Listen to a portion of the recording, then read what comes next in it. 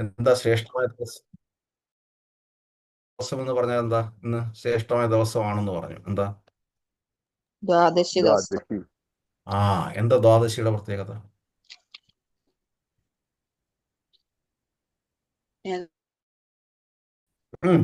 Okay. ദിവസം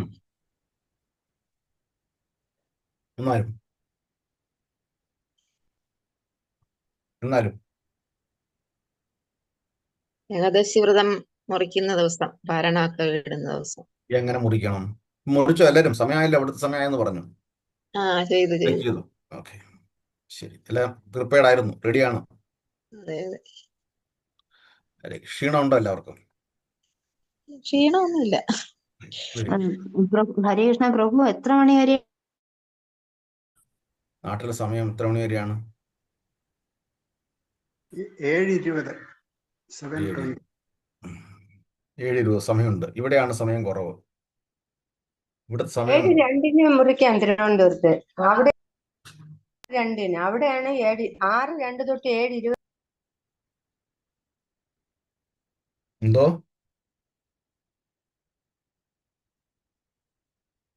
ഹരേ കൃഷ്ണ.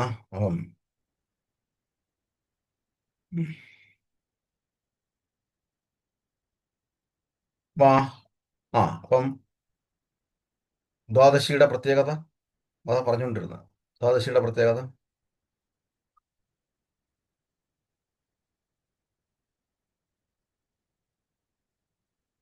കേൾക്കുന്നുണ്ടോ പറയുന്നേ?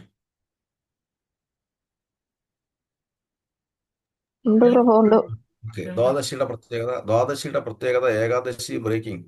അപ്പം അതിനകത്തൊരു പ്രത്യേകതയുണ്ട്, എങ്ങനെയാണ് ബ്രേക്ക് ചെയ്യേണ്ടതെന്നുള്ളത്.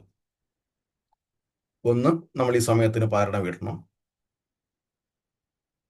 പാരണ വീട്ടുമ്പോൾ ഭഗവാനെ സ്മരിച്ച് വേണം ചെയ്യണം. ഭക്തിയേഹം പുണ്ടരീകാക്ഷം ശരണം മേ ഭവ അച്യുത. പുണ്ടരീകാക്ഷനായ ഭഗവാനെ ഞാനിതാ പാരണ വീട്ടാൻ പോകുന്നു, അവിടുന്ന് അനുഗ്രഹിച്ചാലും.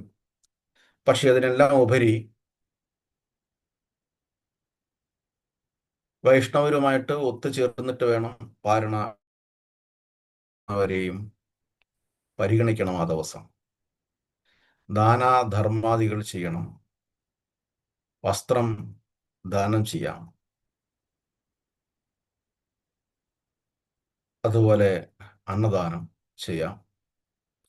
അങ്ങനെ ദാനധർമാദികൾ ദ്വാദശി ദിവസം ചെയ്യാൻ പറ്റിയ ശ്രേഷ്ഠമായ ദിവസമാണ്. അങ്ങനെ ചെയ്താണ് ഈ എന്തോ? ഹരേ കൃഷ്ണ. കേൾക്കുന്നുണ്ടായിരുന്നില്ല പ്രഭു. കേൾക്കാമോ? ഇപ്പൊ കേൾക്കാം. ഓക്കെ. അപ്പം ദാനധർമാദികൾ ദ്വാദശി ദിവസം ചെയ്യണം. വൈഷ്ണവരുമായിട്ട് സത്സംഗം ചെയ്യണം. ഈ ദ്വാദശി ദിവസം വളരെ പ്രധാനപ്പെട്ട ദിവസമാണ്. ദ്വാദശി ദിവസം നമുക്കറിയാം.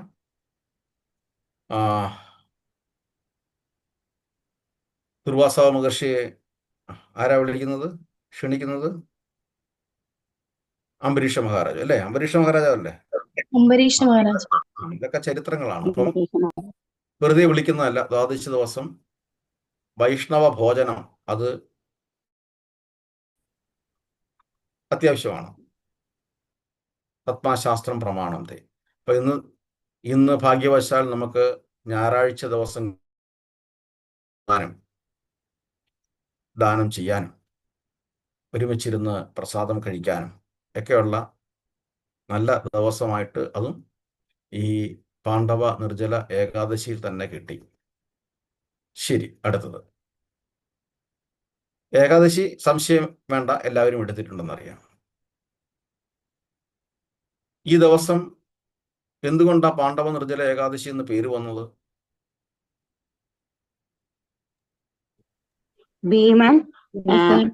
ഭീമന് വേണ്ടി വ്രതം എടുത്ത വ്രതമല്ലേ ഈ പാണ്ഡവ ഏകാദശി?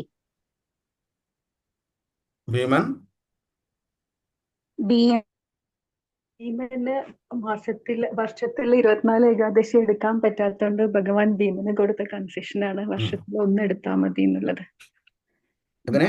ഭഗവാൻ ഭീമന് വർഷത്തിൽ 1 എടുത്താൽ മതി, ബാക്കി 24 ഏകാദശി 23 ഏകാദശിയുടെയും പുണ്യം കിട്ടും, വർഷത്തിൽ 1 എടുത്താൽ മതി എന്ന് ഭഗവാൻ ഭീമനോട് മതി എന്ന് പറഞ്ഞു. അല്ല, മതി എന്നല്ല, മറ്റേത് സാധിക്കാത്തത് കൊണ്ട് മാസത്തിൽ ആ രണ്ടെണ്ണം എടുക്കാൻ പറ്റാത്തത് കൊണ്ട് ഇങ്ങനെ ചെയ്താൽ അതിന്റെ പുണ്യം കിട്ടും എന്ന് മതി എന്ന് പറഞ്ഞില്ല, ആ കൺസെഷനായിട്ട് കൊടുത്തു.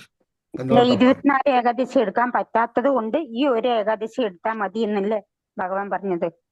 എടുത്താൽ മതി എന്ന് അല്ല പറഞ്ഞു. അല്ല അത് ഭീമൻ ഭഗവാനോട് പറഞ്ഞു, എനിക്ക് ഏകാദശി ഭഗവാൻ അറിയാമല്ലോ, എനിക്ക് ആ ഭക്ഷണത്തിന്റെ പ്രശ്നമുണ്ട്, അതുകൊണ്ട് എനിക്ക് ഏകാദശി എടുക്കാൻ പറ്റില്ല എന്ന് പറഞ്ഞു. അപ്പൊ പറഞ്ഞു, എടുത്താൽ ഏകാദശി പറ്റില്ല. എടുക്കാതെ ഒരാൾക്കും മുക്തി കിട്ടില്ല, അതുകൊണ്ട് നീ ഏകാദശി എടുത്തേ പറ്റൂ. പക്ഷെ ഒരു ഉപായം ഞാൻ പറഞ്ഞുതരാം, ഈ ദിവസം ഏകാദശി എടുത്തോളൂ, ബാക്കിയുള്ള ദിവസം ഏകാദശി എടുത്തില്ലെങ്കിൽ അതിന്റെ ഫലം ഈ ഒറ്റ ഏകാദശിയിൽ കിട്ടുമെന്ന് പറഞ്ഞു. അങ്ങനെയാണ് ഇതുവരെ ഭഗവാൻ ചെയ്യാത്തത് കൊണ്ട് ഇതുവരെ ചെയ്യാത്തതുണ്ട്. ചെയ്യാത്ത ഏകാദശി അല്ലേ? അതെ. അതെ. Hare Krishna. Thank you bro. Hare Krishna. അപ്പോൾ അതുകൊണ്ട് എല്ലാവരും വളരെ സെൻസിറ്റീവ് ആണ് ഓരോ പോയിന്റുകളും.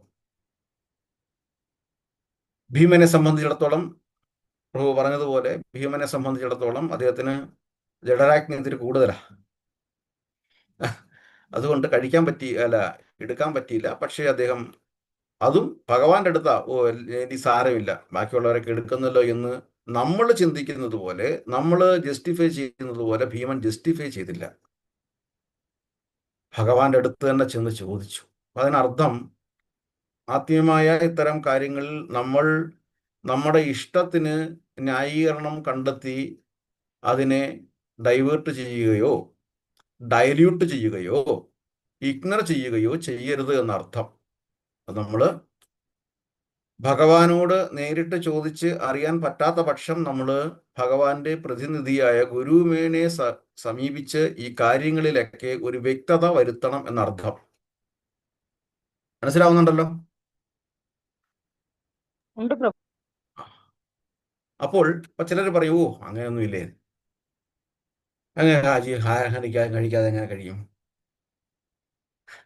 ഇതൊക്കെ പറയുമ്പോൾ നമ്മൾ ഈ കാര്യങ്ങൾ അവരോട് പറഞ്ഞില്ലെങ്കിൽ പോലും, അല്ലെങ്കിൽ പറയാൻ അവർക്ക് മനസ്സിലാകാത്ത സാഹചര്യമാണെങ്കിൽ നമുക്ക് പറയാൻ പറ്റില്ല. പക്ഷേ നമ്മൾ സ്വയം അനലൈസ് ചെയ്യണം.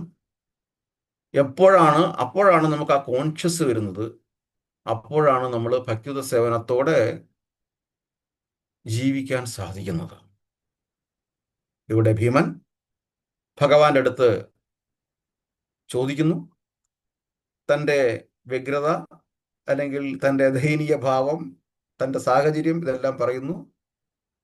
ഭഗവാൻ വളരെ ലളിതമായി ഉത്തരം പറയുന്നു. പക്ഷേ ഹൈ ടാസ്ക് ആണ് കൊടുത്തത്. അപ്പൊ വെറുതെ എന്നാ ഒരു കാര്യം ഈ ഏകാദശം എടുത്തു, ഞാൻ ശരിയാക്കി തരാം എന്ന് പറഞ്ഞില്ല. ഹൈ ടാസ്ക് ആണ് കൊടുത്തത്. എന്ന് മാത്രമല്ല,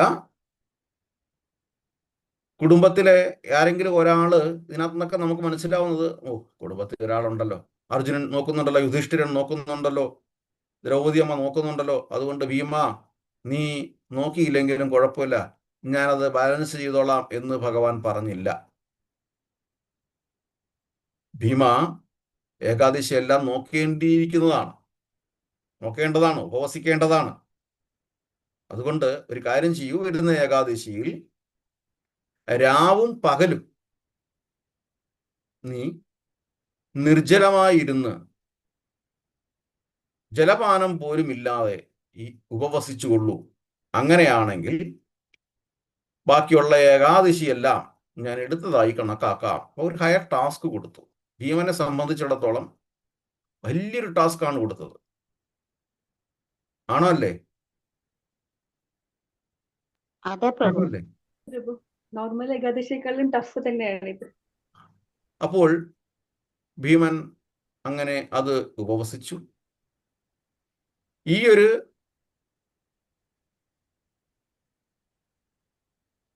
പ്രോസസ്സിങ് അല്ലെങ്കിൽ ഇങ്ങനെ ഭീമൻ എടുത്തത് നമ്മുടെ ഗുരുക്കന്മാർക്ക് ചില കാര്യങ്ങൾ പറഞ്ഞ് തീർപ്പ് കൽപ്പിക്കാനുള്ള അധികാരമുണ്ട്, ഭഗവാൻ കൊടുത്തിട്ടുണ്ട്. അങ്ങനെ നമ്മളോടുള്ള അനുകമ്പ കൊണ്ട് നമ്മുടെ ഗുരുക്കന്മാർ, ആചാര്യന്മാർ പറഞ്ഞു, ഈ ഏകാദശി ഈ ഒരു വർഷത്തെ ഏകാദശിയിൽ ഏതെങ്കിലും ഏകാദശി എടുക്കാൻ സാധിക്കാതെ പോയിട്ടുണ്ടെങ്കിൽ ഈ ഒരു ദിവസം നിർജ്ജല ഏകാദശി എടുത്തു കഴിഞ്ഞാൽ അതിനെ ഞാൻ കോമ്പൻസേറ്റ് ചെയ്യാം എന്ന് ഗുരുക്കന്മാരും ആചാര്യന്മാരും പറഞ്ഞു. ചുരുക്കി പറഞ്ഞു കഴിഞ്ഞാൽ യാതൊരു കാരണവശാലും ഏകാദശി എടുക്കാതിരിക്കാൻ പാടില്ല എന്നുള്ള പ്രമാണമാണ് ഇവിടെ പറഞ്ഞത്. ഇനി ചില ബുദ്ധിമാന്മാരുണ്ട്, വലിയ വിദഗ്ധന്മാരാണ്. ഈ കഥ അങ്ങോട്ട് കേട്ടു, ഈ കാര്യങ്ങളൊക്കെ കേട്ടു, തീരുമാനിച്ചു, അപ്പോൾ വർഷത്തിൽ വരുന്ന ഈ ഭീമ ഏകാദശി, പാണ്ഡവ നിർജ്ജല ഏകാദശി എടുത്തു കഴിഞ്ഞാൽ ബാക്കിയുള്ള ഏകാദശിയെല്ലാം അക്സെപ്റ്റ് ചെയ്യും എന്നതുണ്ടല്ലോ, എന്നൊരു സ്റ്റേറ്റ്മെന്റ് ഉണ്ടല്ലോ. അപ്പോൾ പിന്നെ ബാക്കിയുള്ള ഏകാദശിയൊക്കെ നമുക്ക് അങ്ങനെ പോട്ടെ, ഭീമ ഏകാദശി നമുക്കങ്ങ് ചെയ്യാം എന്ന് തീരുമാനിച്ചവരുണ്ട്. അതുകൊണ്ടാണ് ഞാൻ പറയുന്നത്. കുഴപ്പമില്ല, ശരിയാണ്. പക്ഷേ ഈ വ്യക്തിക്ക് ഈ ഭീമ ഏകാദശി നോക്കാൻ പറ്റും എന്നുള്ള ഉറപ്പുണ്ടാ? എന്തുണ്ട്? സംഭവിച്ചിട്ടുണ്ട്. എൻ്റെ ഒരു സുഹൃത്ത്, അദ്ദേഹം വടക്കേന്ത്യയിലുള്ളതാണ്. സാധാരണ വിശ്വാസം, നമ്മുടെ എല്ലാ റിലീജിയസ് റിച്വൽസ് എല്ലാം കൊണ്ടു നടക്കുന്ന ഒരാളാണ്. പക്ഷെ ഈ ഒരു ഉപായത്തിലാണ് അദ്ദേഹം ഏകാദശി വ്രതം എടുക്കുന്നത്. അപ്പം എൻ്റെ അറിവിൽ നിർജ്ജല ഏകാദശി അദ്ദേഹം എടുക്കാറുണ്ട്. പക്ഷെ ഒരു പ്രാവശ്യം അദ്ദേഹം മറന്നുപോയി അത് നിർജ്ജല ഏകാദശി ആണെന്നുള്ളത്.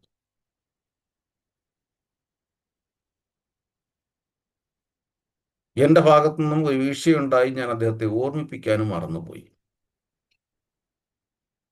അദ്ദേഹം കഴിച്ചതിന് ശേഷമാണ്, കഴിക്കുന്നത് കണ്ടപ്പോഴാണ് ഞാൻ ഓർമ്മ വന്നത്. ഞാൻ ചോദിച്ചു, അദ്ദേഹത്തിന് വളരെ ദേഷ്യവും സങ്കടവും നിരാശയും ഒക്കെ വന്നു. എന്തുകൊണ്ട് എന്നെ ഓർമ്മിപ്പിച്ചില്ല? എന്തുകൊണ്ട് എൻ്റെ അടുത്ത് പറഞ്ഞില്ല? അപ്പം ചുരുക്കി പറയാൻ, ഇത്തരം സ്മാർട്ട്നെസ് ഒന്നും ചില സമയത്ത് വല്ലപ്പോവില്ല എന്നർത്ഥം. ചെയ്യാൻ പറ്റുന്ന കാര്യങ്ങൾ, ചെയ്യേണ്ടുന്ന കാര്യങ്ങൾ, അത് നമ്മുടെ ബുദ്ധികൾ യൂസ് ചെയ്യാതെ വളരെ കൃത്യമായിട്ട് ചെയ്യാൻ പരിശീലിക്കുക എന്നേ ഉള്ളൂ ഇതിനെല്ലാം അർത്ഥം. മനസ്സിലാവുന്നുണ്ടോ പറയുന്നത്? ഹരേ കൃഷ്ണ പ്രഭുജി. പ്രഭുജി, ഇത് സ്പെഷ്യലി ഫോർ ഭീമ ഏകാദശി, ഭീമന് വേണ്ടി മാത്രമുള്ള. പക്ഷെ ഇവിടെ ഒരു എൻ്റെ ചോദ്യം, കാരണം 24 ഏകാദശി ഉള്ളതിന് ഭീമ ഏകാദശി ചെയ്താലും ബാക്കി 23 ഏകാദശിയിൽ അന്നം ഭക്ഷിക്കുന്ന പാപമല്ലേ? അതുകൊണ്ടാണല്ലോ അവിടെ ഒരു കോമ്പൻസേഷൻ കൊണ്ടുവന്നത്. പാപങ്ങളെ എടുത്ത് കളയാൻ ഭഗവാന് പറ്റുമല്ലോ. അതുകൊണ്ടാണല്ലോ ഭഗവാൻ പറഞ്ഞത് ഞാനത് എടുത്ത് കളയാമെന്നുള്ളത്, ഞാൻ കോമ്പൻസേറ്റ് ചെയ്യാമെന്ന് പറഞ്ഞത്. പക്ഷെ ഇത് ഈ പറഞ്ഞ ഇവിടെ പോയിന്റ് എന്ന് പറഞ്ഞാൽ അറിഞ്ഞുകൊണ്ട് നമ്മൾ ചെയ്യുകയാണ്, ഉപേക്ഷിക്കുകയാണ്. കുഴപ്പമില്ല, ഞാൻ വരുമ്പോൾ ചെയ്യാം. ഇതൊക്കെ നമ്മുടെ സ്വയം തീരുമാനമാണ്. അതാണ് ഞാൻ പറഞ്ഞു വന്നത്. സ്വയം തീരുമാനങ്ങളിലൂടെ പോകരുതെന്നർത്ഥം. കുഴപ്പമില്ല, വരുന്ന ഏകാദശി കഴിച്ചാൽ മതി, ഇതൊക്കെ സ്വയം തീരുമാനങ്ങളാണ്. അതുകൊണ്ടാണ് എപ്പോഴും ആ കാര്യങ്ങളിൽ ശരി, ശാരീരികമായ ചില അസ്വസ്ഥതകളുണ്ട്. ഈ നിർജ്ജല ഏകാദശി തന്നെ എനിക്ക് ജലം കഴിക്കാതിരിക്കാൻ പറ്റത്തില്ല. ഇതൊക്കെ ഗുരുവിനെ സമീപിച്ച് കാര്യങ്ങൾ ഒരു വ്യക്തത വരുത്തി ബാക്കി കാര്യങ്ങളിലൂടെ മുന്നോട്ട് പോകാം. ഫിസിക്കൽ കണ്ടീഷൻ ഗുരുവിന് മനസ്സിലാവുന്നതാണ്. അത് നേരത്തെ കൂട്ടി സംശയങ്ങൾ ചോദിച്ച് വെച്ച് അതിന് അതുമായിട്ട് മുന്നോട്ട് പോകണം. ഇതെല്ലാം നേരത്തെ ചോദിച്ചു വെക്കണം. കാര്യങ്ങൾ എങ്ങനെയാണ്, എനിക്ക് മെഡിക്കേഷൻ ഉണ്ട്, മരുന്ന്, ഹിസ് ഹോളിനസ് ദേവദാസൻ ഗുരു മഹാരാജ് പറഞ്ഞിട്ടുണ്ട് മരുന്നുകൾ നിർത്താൻ പാടില്ല, അവരുടേതായ മെഡിക്കേഷൻ ഫോളോ ചെയ്യണമെന്ന് ഒരിക്കൽ പറയുകയുണ്ടായി. ഇതൊക്കെ നമ്മൾ നേരത്തെ ചോദിച്ചു വെക്കണം. സ്വയം തീരുമാനങ്ങൾ, ശാസ്ത്രീയമായ കാര്യങ്ങളിൽ സ്വയം തീരുമാനങ്ങൾ എടുക്കരുത് എന്നർത്ഥം. നമുക്ക് അനുകൂലമായിട്ടുള്ള കാര്യങ്ങൾ, നമ്മുടെ ഫിസിക്കൽ കണ്ടീഷൻ അനുസരിച്ചിട്ടുള്ള കാര്യങ്ങൾ ഉപദേശിച്ചു തരാൻ ഗുരു പ്രാപ്തമാണ്. മനസ്സിലാവുന്നുണ്ടോ പറയുന്നത്?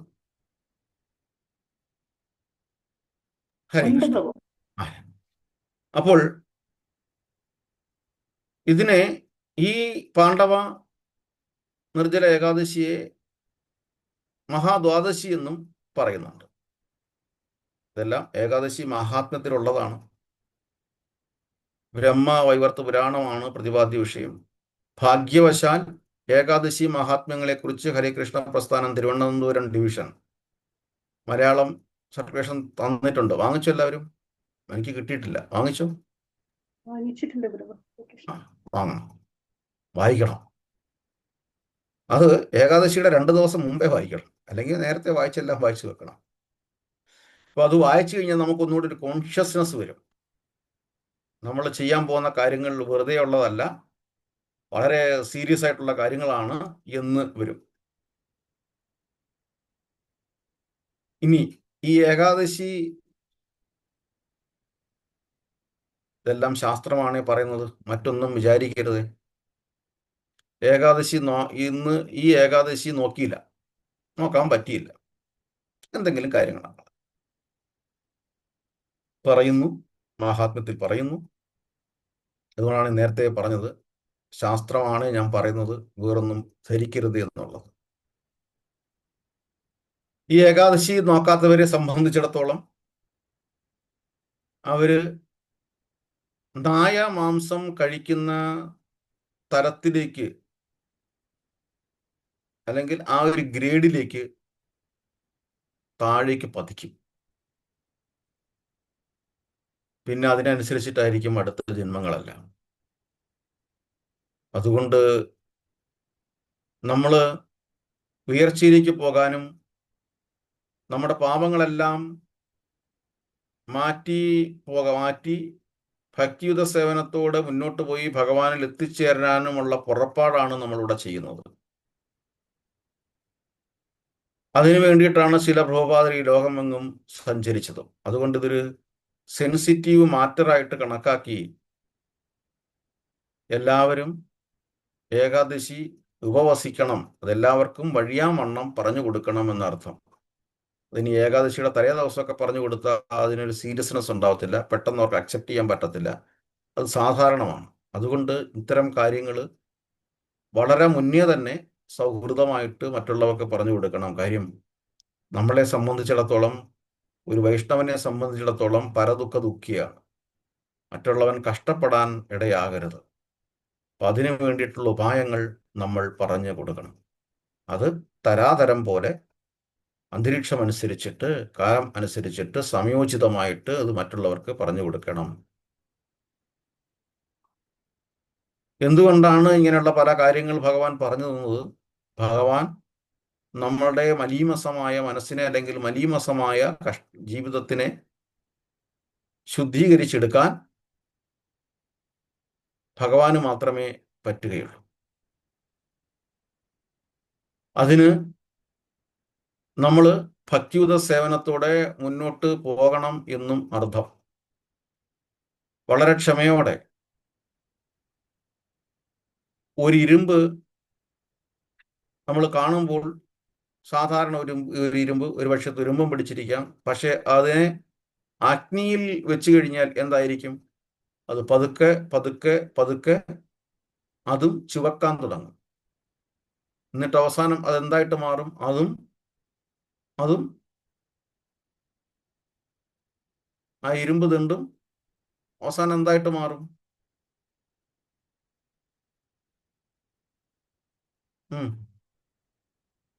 ചുട്ടുപഴുത്ത് അഗ്നിയായിട്ട് മാറും എന്ന് പറയുന്നത് പോലെ നമ്മളും നോക്കണം ആ ദണ്ടിനെ. അപ്പം ആ സമയത്തൊക്കെ ആദ്യം കുറച്ച് കഷ്ടപ്പാടൊക്കെ ഇരുമ്പും അനുഭവിക്കുന്നുണ്ട്, ചൂടനുഭവിക്കുന്നു. അപ്പോൾ എന്ന് പറയുന്നത് പോലെ നമുക്കും ആദ്യ ദിവസങ്ങളിൽ ഇത്തിരി ഒരു ഹാർഡ്നെസ് അനുഭവപ്പെടാം. പക്ഷെ നമ്മൾ അങ്ങനെ ആ ഇത്തിരി ബുദ്ധിമുട്ടൊക്കെ സഹിച്ച് മുന്നോട്ട് പോകുമ്പോൾ നമുക്കും ഒരു പക്വമായ ഒരു അവസ്ഥയിലെത്തും, പരിപക്വമായ ഒരവസ്ഥയിൽ നമ്മളെത്തും. ഇതെല്ലാം ഇതിൻ്റെ ഒന്നും കാര്യമില്ല, നല്ല കർമ്മങ്ങൾ ചെയ്താൽ മതി. ഈ കഴിഞ്ഞ ദിവസം എന്തോ ഒരു വായിച്ചു, നല്ല കർമ്മങ്ങൾ ചെയ്താൽ മതി, ആഹാര രീതികൾ ഒന്നും അത് നമുക്ക് ഇഷ്ടമുള്ളത് കഴിക്കാനുള്ളതല്ലേ ആഹാരം. അപ്പം നല്ല കർമ്മങ്ങൾ ചെയ്യുക എന്ന് പറഞ്ഞു കഴിഞ്ഞാൽ അതിൽ പെടുന്നതല്ലേ മറ്റൊരു ജീവിയെ നോവിക്കാതിരിക്കുക, അതായത് അഹിംസ എന്നുള്ളത് നല്ല കർമ്മങ്ങളിൽ പെടുന്നതല്ലേ? ആണോ? അല്ലേ? അപ്പൊ അവിടെ തീരുമാനങ്ങൾ വരുന്നില്ല, സ്വയം ജസ്റ്റിഫൈ ചെയ്യുമ്പോൾ ഇത് ആലോചിക്കുന്നില്ല. ഹിംസ പാടില്ല, ആ പ്രാവശ്യം നാട്ടിൽ പോയപ്പം ഒരാളെ കണ്ടു. ഭാര്യ പറഞ്ഞു, എൻ്റെ ഭർത്താവ് ഇപ്പം ബുദ്ധമതം സ്വീകരിച്ചിരിക്കുകയാണ്. ഇപ്പൊ വീടിന്റെ 1-ാം നിലയിലേക്ക് എന്നെ കൂട്ടിക്കൊണ്ടുപോയി. അവിടെ ആ മെഡിറ്റേഷന്റെ പുതിയ സ്ഥലമൊക്കെ ഉണ്ടാക്കി വെച്ചിരിക്കുന്നത് കാണിച്ചു. വളരെ മനോഹരം, നന്നായി.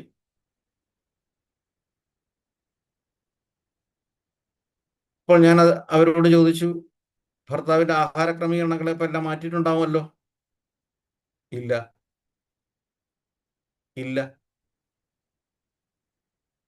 അതായത് ഇപ്പോഴും അദ്ദേഹം മാംസം കഴിക്കുന്നു. ബുദ്ധമതം എന്തിനു വേണ്ടിയിട്ടാണ് ഉണ്ടായത്? ഒരേ ഒരു കാര്യത്തിന് വേണ്ടിയിട്ടാണ്. അല്ലാതെ പ്രത്യേക ഒരു മതം ഉണ്ടായില്ല. ബുദ്ധൻ ഒരേ ഒരു സിദ്ധാന്തമാണ് പ്രചരിപ്പിച്ചത്. എന്താ പ്രചരിപ്പിച്ചത്? അഹിംസ. അത് ചെയ്യാതെ ഈ വ്യക്തി ബുദ്ധമതം സ്വീകരിച്ചു എന്ന് പറഞ്ഞു കഴിഞ്ഞാൽ എന്താ കാര്യം? ഇവിടെ എല്ലാം പ്രോപ്പറായിട്ടുള്ള ഗുരുശിഷ്യ ബന്ധത്തിന്റെ കോട്ടങ്ങളുണ്ട്. എന്ത് തോന്നിവാസവും കാണിക്കാൻ ഞാൻ ഇതിൻ്റെതാണെന്ന് പറഞ്ഞ് നടക്കൂ. ഇപ്പം അതിന് വളരെ മനോഹരമായ ഒരു കഥയുണ്ട്. ഒരു പയ്യൻ പാടത്ത് പോയി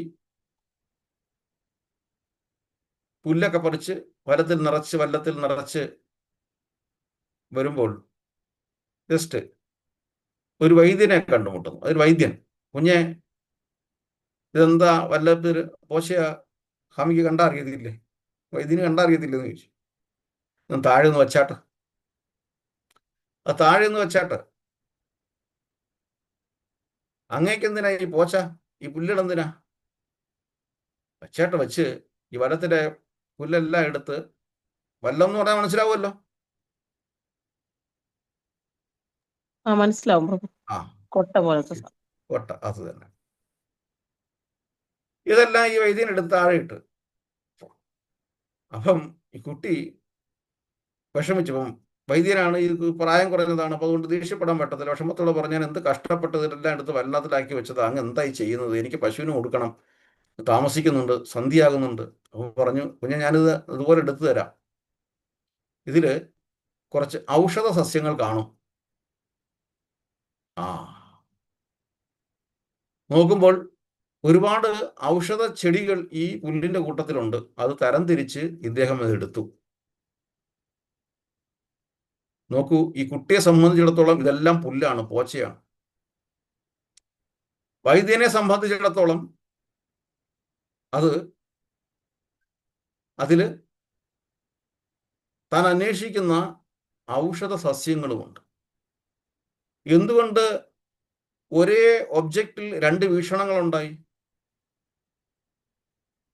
എങ്ങനെ ഉണ്ടായി?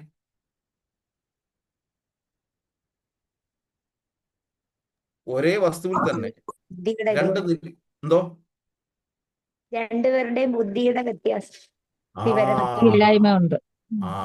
രണ്ടുപേരുടെയും ബൗദ്ധികപരമായിട്ടുള്ള വ്യത്യാസം. ആ കുട്ടിയെ സംബന്ധിച്ചിടത്തോളം ഇത് അന്വേഷിക്കേണ്ട ആവശ്യമില്ല. പക്ഷേ ആ വൈദ്യനെ സംബന്ധിച്ചിടത്തോളം അത് അന്വേഷിക്കേണ്ട ആവശ്യമുണ്ട്. അതുകൊണ്ട് അത് പഠിച്ചു. ആ പഠിച്ചപ്പോൾ ആ പുല്ലിനെയും ഔഷധ സസ്യത്തെയും തിരിച്ചറിയാനുള്ള കഴിവുണ്ടായി. ഇത് തന്നെയാണ് ഗുരുശിഷ്യബന്ധം കൊണ്ട് ഉദ്ദേശിക്കുന്നത്. പൗരാണിക ശാസ്ത്രത്തെ അല്ലെങ്കിൽ നമ്മുടെ അടിസ്ഥാനപരമായ ശാസ്ത്രത്തെ, ജീവിതശാസ്ത്രത്തെ തിരിച്ചറിയണമെന്നുണ്ടെങ്കിൽ, അതിൻ്റെ സെൻസിറ്റിവിറ്റി കൃത്യമായി മനസ്സിലാക്കണമെന്നുണ്ടെങ്കിൽ ഗുരുശിഷ്യബന്ധം കൂടിയേ തീരും. അപ്പോൾ ഇത്തരം കാര്യങ്ങൾ ഭഗവാൻ നമ്മൾക്ക് രക്ഷപ്പെടാനുള്ള വഴികളായിട്ട് നമുക്ക് പറഞ്ഞു തന്നിരിക്കുന്നതാണ്. നേരത്തെ പ്രഭു പറഞ്ഞതുപോലെ, ഗാധരൻ പ്രഭു പറഞ്ഞതുപോലെ, ഏകാദശിയിൽ പാപപുരുഷൻ അടങ്ങിയിട്ടുള്ളതിനാൽ എല്ലാ ഏകാദശിയിലും ധാന്യമന്യ വർഗങ്ങളും പയറുവർഗ്ഗങ്ങളും ഉപേക്ഷിക്കേണ്ടതാണ്.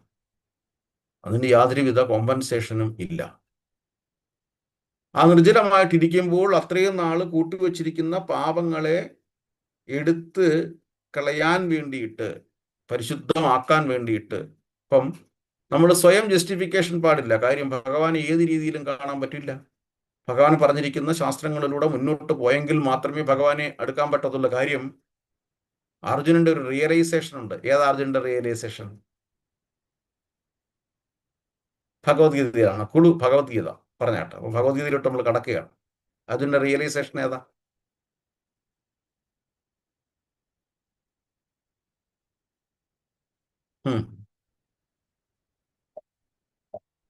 അർജുനന്റെ റിയലൈസേഷൻ കുളു ഇനി വേണോ? രണ്ടാമത്തെ കുളു വേണോ? കുളുവും വേണ്ടേ? ആരും ഒന്നും മിണ്ടുന്നില്ല. കുളുവും വേണ്ടേ? വേണം പ്രഭു. രണ്ടാമത്തെ കുളു ചതുശ്ലോകി ഭഗവത്ഗീത.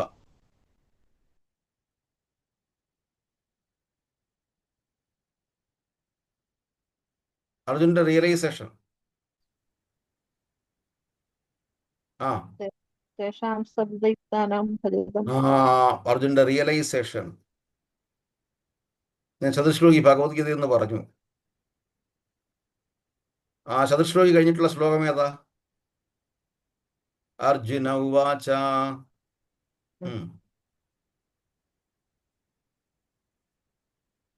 പരം ബ്രഹ്മ പരം താമ പവിത്രം പരമം ഭവാൻ. ആ എടുത്താട്ടെ എടുത്താട്ടെ.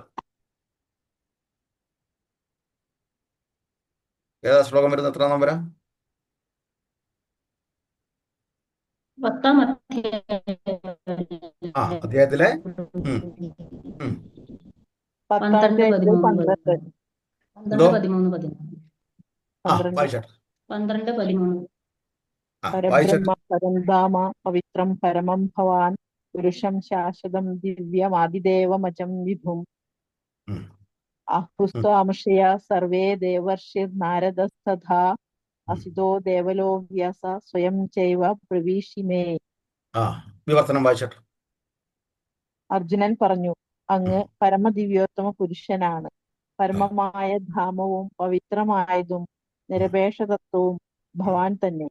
സനാതനനും അഭൗതികനും ആദിപുരുഷനും അജനും മഹാനുമാണ് അങ്ങെന്ന് ദേവർഷിയായ നാരദനും അസിതൻ, ദേവലൻ, വ്യാസൻ മുതലായ എല്ലാ ഋഷികളും ഊന്നിപ്പറയുന്നു. ഇപ്പോൾ അങ്ങ് സ്വയം എന്നോട് ഇത് വ്യക്തമായി പറയുകയും ചെയ്യുന്നു. നോക്കാം. ചിലരുടെ ഒരുപാട് ഹരേ കൃഷ്ണ. ഇവിടെ ചിലര് നമ്മുടെ നാട്ടിൽ പറയാറുണ്ട് മതനിരപേക്ഷത. മതനിരപേക്ഷത എന്താ? മതനിരപേക്ഷത ഭാഗവതമാണ്, ഭാഗവത ശാസ്ത്രമാണ് നിരപേക്ഷത എന്ന് പറയുന്നത്. എന്തുകൊണ്ടാ? ഭഗവാൻ എന്താ അവിടെ പറഞ്ഞിരിക്കുന്ന സ്റ്റേറ്റ്മെന്റ്? നിരപേക്ഷനും അല്ലേ? ആണോ? എഴുതിയിട്ടില്ലേ? എന്താ പറഞ്ഞിരിക്കുന്നത്? ഒന്നുള്ള വായിച്ചിട്ട്. അങ്ങ് പരമദിവ്യോത്തമ പുരുഷനാണ്. പരമമായ ധാമവും പവിത്രമായതും നിരപേക്ഷ തത്വവും ഭവാൻ തന്നെ. നിരപേക്ഷ തത്വം. അപ്പൊ മതനിരപേക്ഷത എന്ന് പറഞ്ഞു കഴിഞ്ഞാൽ ഭഗവാനുമായിട്ട് ബന്ധപ്പെട്ടിരിക്കുന്ന അവസ്ഥയാണ് മതനിരപേക്ഷത എന്ന് പറയുന്നത്. വേറൊന്നുമല്ല. സോ കാൾഡ് റിലിജിയനെ പറ്റി ഒന്നുമല്ല. ഇതും ഗുരുശിഷ്യ ബന്ധം ഇല്ലാത്തത് കൊണ്ടാണ്. എവിടുന്നോ ഏതോ ഒരു വാക്ക് കേട്ട് ആ വാക്ക് അങ്ങോട്ട് തട്ടിവിടും. പണ്ഡിതന്മാരായിട്ട് നമിക്കും മതനിരപേക്ഷത. നിരപേക്ഷ തത്വത്തിന്റെ ഉപജ്ഞാതാവര നിരപേക്ഷ തത്വത്തിന്റെ നിർവചനം എന്ന് പറഞ്ഞു കഴിഞ്ഞാൽ, അർത്ഥം എന്ന് പറഞ്ഞു കഴിഞ്ഞാൽ അത് ഭഗവാനാണ്. അതുപോലെ തന്നെ അർജുനൻ പറയുന്നു, അങ്ങ് പരമമാണ്, പവിത്രമാണ്. പവിത്രം എന്ന് പറഞ്ഞാൽ എന്താ അർത്ഥം? ശുദ്ധീകൃതമായത്. 99.99 എന്നുള്ളതല്ല, 100% ശുദ്ധമാണ്. ആ ശുദ്ധതയിലേക്ക് നമ്മൾ ചെല്ലണമെന്നുണ്ടെങ്കിൽ നമ്മളും ശുദ്ധമാക്കപ്പെട്ടിരിക്കണം. അവിടെ കുഴപ്പമൊന്നുമില്ല. ഭഗവാൻ എല്ലാം മനസ്സിലാവുന്നതാണ്. നമ്മുടെ സാധാരണ ഒരു നാട്ടുഭാഷയാണ്. ഭഗവാൻ എല്ലാം മനസ്സിലാവും. എൻ്റെ അവസ്ഥയെല്ലാം ഭഗവാന് മനസ്സിലാവുന്നതാണ്. കുഴപ്പമൊന്നുമില്ല. അല്ല, ഭഗവാൻ മനസ്സിലാവുന്നതാണ്, സത്യമാണ്. പക്ഷേ ഭഗവാനുമായിട്ട് ബന്ധപ്പെടണം എന്നുണ്ടെങ്കിൽ തീർച്ചയായിട്ടും നമ്മളും പവിത്രമായിരിക്കണം.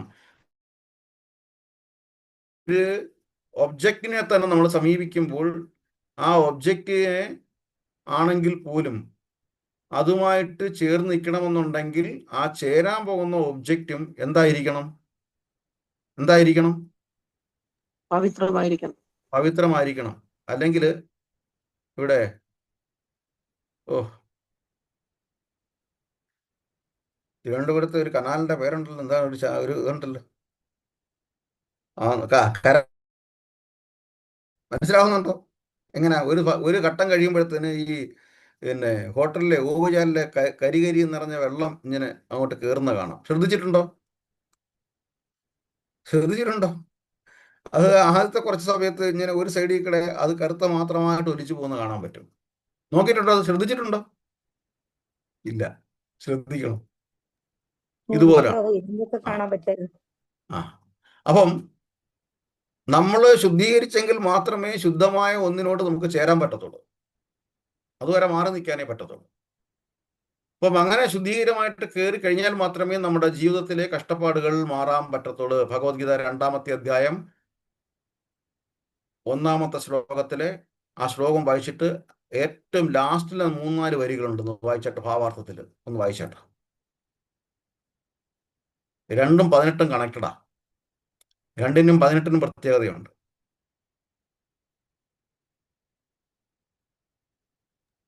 വായിച്ചേട്ട. വായിക്കട്ടെ പ്രഭു. ആ ഹരേ കൃഷ്ണ. നമോ ഭഗവതേ വാസുദേവായ. ഓം തം കൃപയാവിഷ്ടാശ്രുപൂർണകുലേഷണം വിഷീദന്തമിദം വാക്യമുവാച മധുസൂദന. ഹരേ കൃഷ്ണ.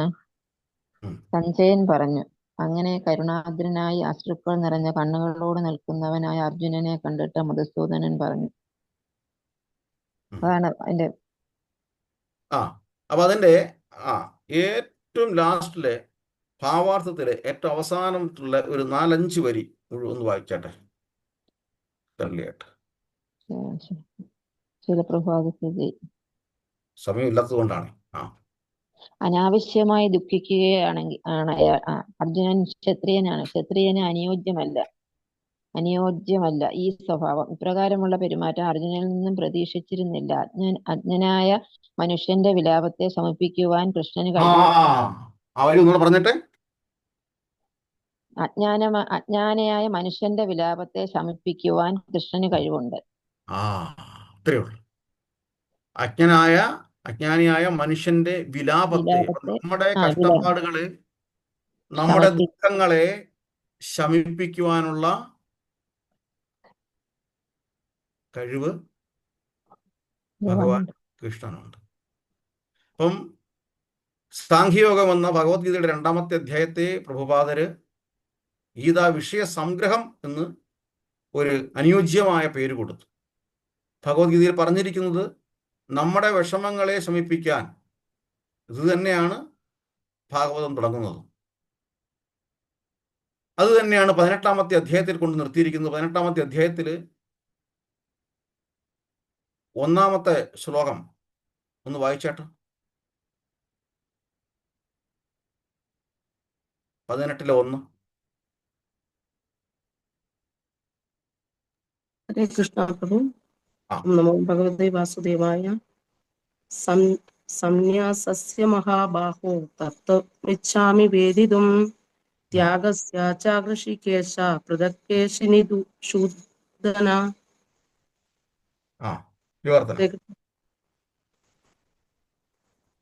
ശ്രീരഭഗവത്ഗീതയെ അർജുനൻ പറഞ്ഞു, മഹാബാഹുവായ കൃഷ്ണ, കേശിയെ ഹനിച്ചവനും ഇന്ദ്രിയങ്ങളുടെ നാഥനുമായ ഭഗവാനെ, ത്യാഗത്തിന്റെയും സന്യാസത്തിന്റെയും ഉദ്ദേശം എന്തെന്നറിയുവാൻ ആഗ്രഹമുണ്ട്.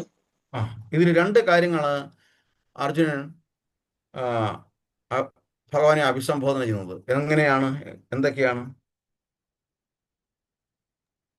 കേശി ഹനിച്ചവനെ, കേശി ഇന്ദ്രിയങ്ങളുടെ നാഥനെ. ഇപ്പം അതിനകത്ത് കേശിയെ ഹനിച്ചവൻ എന്ന് പറയുമ്പോൾ കേശി നിഷൂധന എന്ന് പറയുമ്പോൾ 2 അർത്ഥമാണ് അതിനകത്ത് വരുന്നത്. ഒന്ന് എന്താണ്? മതയാനയെ പോലെ ഒരു കുതിര ഒരു ഭ്രാന്തമായിട്ട് വ്രജഭൂമിയിലുണ്ടായിരുന്നു. ഈ കുതിരയ്ക്ക് ഭ്രാന്ത് പിടിച്ച് എന്താ പറയുന്നത് മനസ്സിലാവുന്നില്ല. ഇന്നേരം രാത്രി മുതൽ ചിന്തിക്കുക. ആനയ്ക്ക് ഭ്രാന്ത് പിടിച്ചാൽ മതയാന എന്ന് പറയും, കുതിരയ്ക്കോ? ഓക്കെ, എന്തോ ആയിക്കോട്ടെ. അപ്പൊ അങ്ങനെയുള്ള അപകടകാരിയായ കുതിരയെ വധിച്ചവനാണ് ഭഗവാൻ. അതായത് ഒരു വ്രജഭൂമിയെ മുഴുവൻ രക്ഷിച്ചു ഭഗവാൻ. അതുപോലെ തന്നെ നമ്മുടെ ഇന്ദ്രിയങ്ങളെ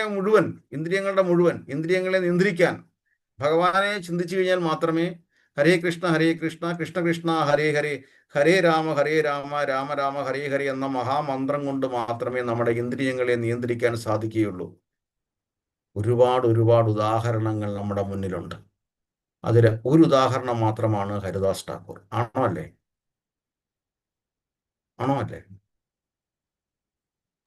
ആണോ അല്ലേ? അതുപോലെ തന്നെ ജമിനി മഹർഷി, വ്യാസമഹർഷിയുടെ ശിഷ്യനാണോ ജമിനി മഹർഷി? ഇതെല്ലാം ഉദാഹരണങ്ങളാണ്. ഭഗവാന്റെ നാമം കൊണ്ട് മാത്രമേ നമുക്ക് നമ്മുടെ ഇന്ദ്രിയങ്ങളെ നിയന്ത്രിക്കാൻ സാധിക്കുകയുള്ളൂ. വേറെ ഒരു ഉപായവും കലിയുഗത്തിൽ ഇല്ല എന്നർത്ഥം. ഒരു തരത്തിലും ഇന്ദ്രിയങ്ങളെ നിയന്ത്രിക്കാൻ സാധിക്കത്തില്ല. കാര്യം നമ്മുടെ ഇന്ദ്രിയങ്ങളും ഭഗവാന്റെ നാമം വൈബ്രേറ്റ് ചെയ്ത് തുടങ്ങുമ്പോൾ മറ്റുള്ള പ്രവർത്തനങ്ങളിലേക്ക് പോകാനുള്ള വ്യഗ്രത ഇല്ലായിത്തീരും. ഇത് മാത്രമല്ല, അത് മറന്നുപോകും. ബാക്കി ഒരു പ്രവർത്തികൾക്കും നമ്മുടെ ഇന്ദ്രിയങ്ങൾ പ്രവർത്തിക്കത്തില്ല. നമ്മുടെ നാവ് മാത്രമേ പ്രവർത്തിക്കത്തുള്ളൂ. നമ്മുടെ ഇന്ദ്രിയങ്ങളും ഭഗവാന്റെ നാമത്തിനനുസരിച്ചിട്ട് വൈബ്രേറ്റ് ചെയ്യണം എന്നുണ്ടെങ്കിൽ അത് ഹരേ കൃഷ്ണ കൃഷ്ണ കൃഷ്ണ ഹരേ ഹരേ ഹരേ രാമ രാമ രാമ ഹരേ ഹരേ എന്ന മഹാമന്ത്രത്തിന്റെ മന്ത്രത്തിലൂടെ മാത്രമേ സാധിക്കത്തുള്ളൂ.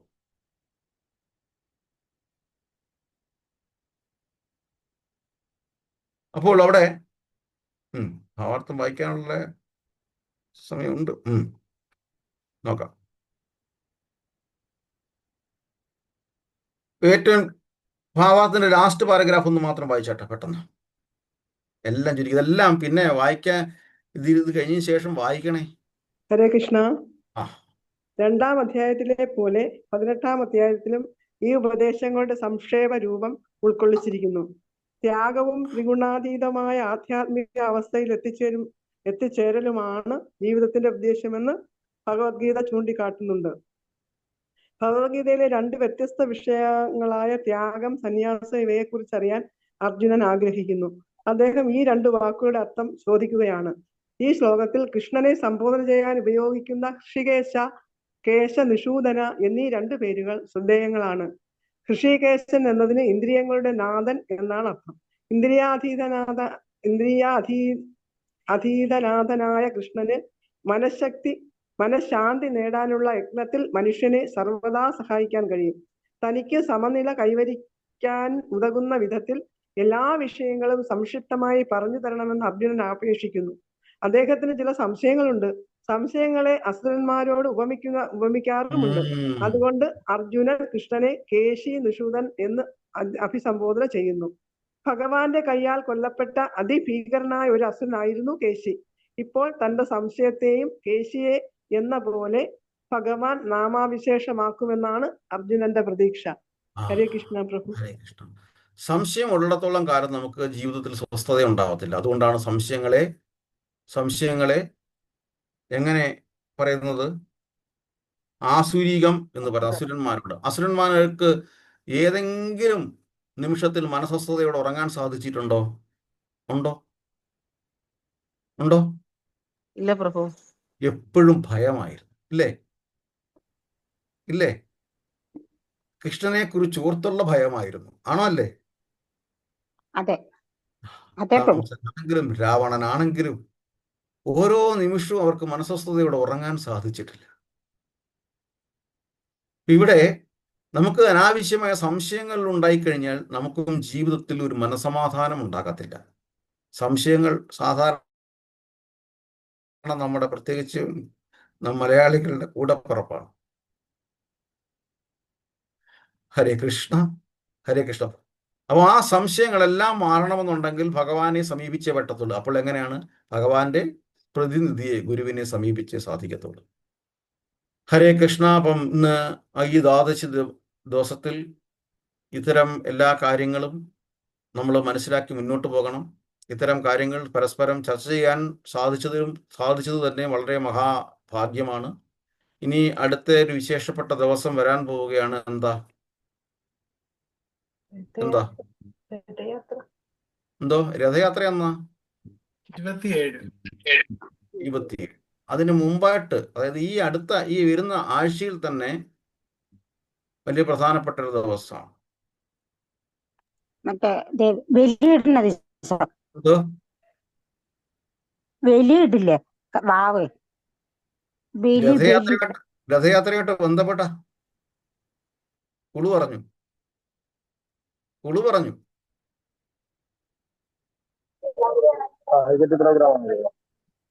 എന്തോ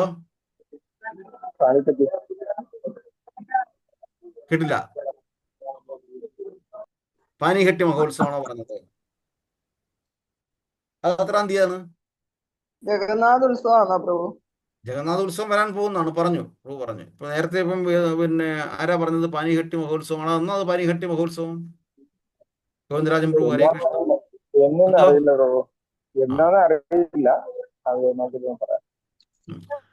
അത് വരാൻ പോകുന്നു. അതിന് മുമ്പായിട്ട് മറ്റൊരു ഉത്സവമുണ്ട്. പാനിഘട്ടി മഹോത്സവമൊക്കെ കഴിഞ്ഞ വർഷം കഥകളൊക്കെ പറഞ്ഞതാണ്, ഓർമ്മ വരണം.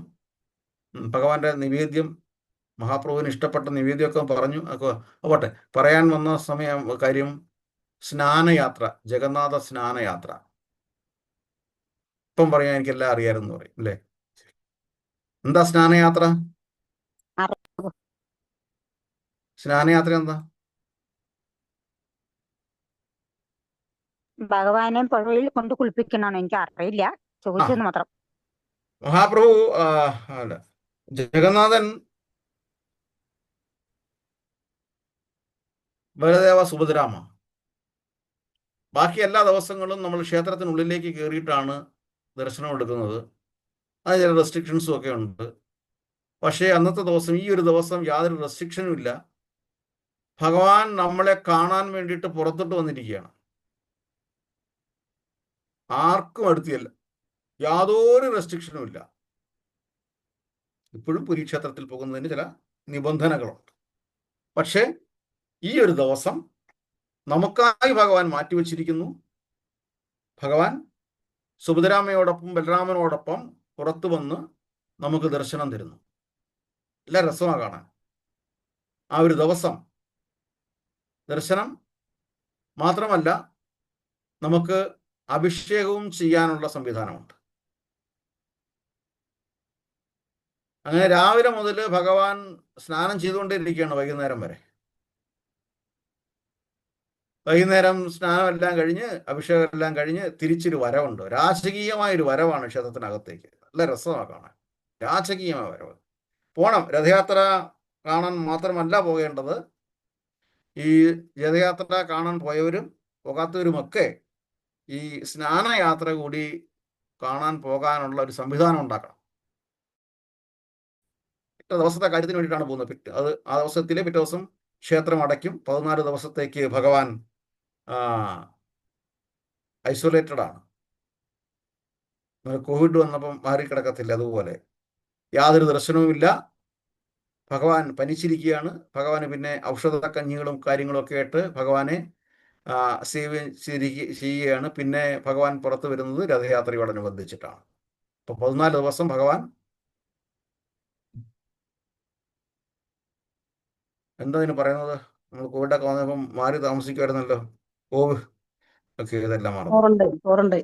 ക്വാറന്റൈനാണ്. ഭഗവാൻ ക്വാറന്റൈനിലാണ്. ഹരേ കൃഷ്ണ. പക്ഷെ അന്നത്തെ ആ വരവ് രാജകീയമായ വരവാണ്. എല്ലാം കാണണം. പ്രത്യക്ഷത്തിൽ ഭഗവാൻ നമ്മുടെ മുന്നിൽ വന്നിരിക്കുന്നത് പോലെ തോന്നും, അനുഭവപ്പെടുന്നു. അവിടെ ഭഗവാന് പല നിവേദ്യങ്ങൾ, ആ സമയത്ത് പലതരം പഴവർഗ്ഗങ്ങൾ ഒക്കെ നിവേദിക്കാറുണ്ട്. അതിലെ പ്രധാനപ്പെട്ട 1-2 കാര്യങ്ങൾ, പ്രധാനപ്പെട്ടത് ചക്കപ്പഴം, മാങ്ങയൊക്കെയാണ്. അങ്ങനെ രാജകീയമായിട്ട് ഭഗവാനെ, ബലരാമനെയും സുഭദ്രാമയും ക്ഷേത്രത്തിനുള്ളിലേക്ക് നമ്മൾ ആനയിച്ച് കൊണ്ടുവരുന്നു. വീണ്ടും ക്ഷേത്രത്തിലകത്ത് ഉപവിഷ്ടനാക്കുന്നു. 14 ദിവസത്തേക്ക് ഭഗവാനെ ഭഗവാന് ഔഷധക്കൂട്ടുകൾ നിവേദ്യമൊക്കെ കൊടുക്കുകയാണ്. അപ്പം സ്നാനയാത്ര അത്രയും ഈ സ്നാനയാത്രയ്ക്ക് പോകുമ്പോൾ നമുക്ക് അവിടെ ഈ രഥമൊക്കെ ഉണ്ടാക്കുന്ന കാര്യങ്ങൾ കാണാൻ പറ്റും. എത്ര ഡെഡിക്കേറ്റഡ് ആയിട്ടാണ് അവരോരോരുത്തരും രഥം ഉണ്ടാക്കുന്ന ഏകദേശം പൂർത്തിയായിരിക്കുന്ന ഒരു അവസ്ഥയിലായിരിക്കും നമ്മൾ എത്തുന്നത്. പിന്നെ 14 ദിവസം കൂടിയുള്ളൂ രഥയാത്രയ്ക്ക്. കൊല്ലത്തും തിരുവനന്തപുരത്തും എല്ലായിടത്തും രഥയാത്രകൾ എല്ലാം ഒരുക്കത്തിലാണ്. വാഞ്ചാകൽപതരൂഭ്യശ്ച കൃപാസിന്ധുഭ്യോ ച പതിതാനാം പാവനേഭ്യോ വൈഷ്ണവേഭ്യോ നമോ നമഃ.